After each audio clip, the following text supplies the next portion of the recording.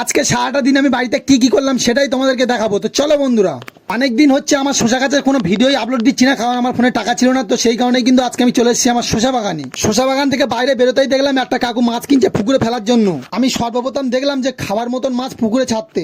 তারপরে মায়ের সাথে দেখা হয়ে গেল, আর মা কি বলছে তোমরাই শোনো।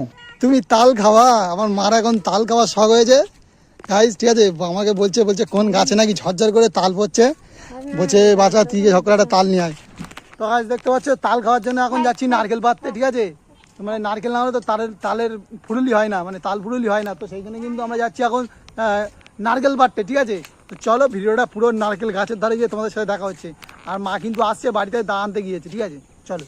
আমাদের আগে যেখানে পুরানো বাড়ি ছিল তো সেখানেই চলে এসেছি নারকেল পাড়তে। আর আমাদের এই গাছে কিন্তু 4টে নারকেল ছিল। 2টো নারকেল কবে গাছ থেকে পড়ে গেছে আর কে নিয়ে চলে গেছে জানি না। তো সেই কারণেই কিন্তু আরো 2টো নারকেল পাড়তে এসেছি। তো গাইস দেখতে পাচ্ছ আমি কিন্তু নারকেল পেরে নিয়েছি, আর মা কিন্তু এখানে নারকেল ঘোরাচ্ছে, ঠিক আছে। একটা নারকেল আর ওপরে এক খাঁটি ডাব পেরে দিয়েছি। আর এ হচ্ছে আমি গামছাই করে হচ্ছে কি উঠেছিলাম, গামছাই করে দা বেঁধে উঠেছিলাম, এ দেখো। আর ডাবের এই নারকেলের সাইজ কিন্তু খুব সুন্দর সুন্দর। তো আমার মা কিন্তু খুব খুশি, আর তাল বড়া খাবে, তাল ফুরুলি, ঠিক আছে। তো গাইজ নারকেল পাততে গিয়ে কিন্তু একটা অঘটন ঘটে গেছে। মানে আমার হাতে মানে পিমড়ে কামড় দিয়েছে। কারেন্ট শর্ট মারলে যেমন জ্বালা করে সেরকম ঝিনঝিন করছিল। তো গাইজ কি বলবো, সেই কারণেই কিন্তু আমার একটু জ্বালা করছিল। গাইজ বাড়ি এসেই কিন্তু আমি ফাইনালি নারকেল ছাড়াতে রেডি হয়ে গেছি। মানে তোরা সইছে না, মানে খেতেই হবে আজকে। তো সেই কারণে কিন্তু আমি রানিং অবস্থায় মানে নারকেল ছাড়াতে রেখে গেছি মানে রানিং অবস্থায়।